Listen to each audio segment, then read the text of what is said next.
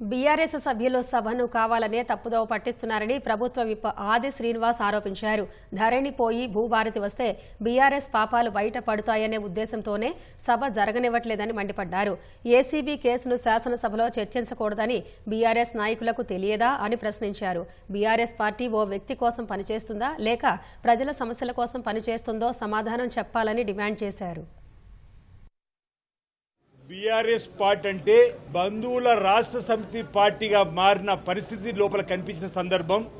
ఓవైపు ఇదే కేటీఆర్ గారి పైన ఏసీబీ కేసు నమోదయ్యే క్రమంలో ఈ ఫార్ములా రేసుకు సంబంధించిన దానిలో కేటీఆర్ గారు బయట మాట్లాడుతూ ఏం చేసుకుంటారో చేసుకోండి కానీ చర్చ వరకు వచ్చిందంటే దానికి గల కారణాలు ప్రజలందరూ కూడా గమనించాలని కోరుతున్నాం. ఓ వ్యక్తి కోసం మీ పార్టీ ఉన్నదా? ప్రజా సమస్యల పైన మీ పార్టీ పనిచేస్తుంది, ప్రజలకు సమాధానం చెప్పాలనుకుంటున్నాం.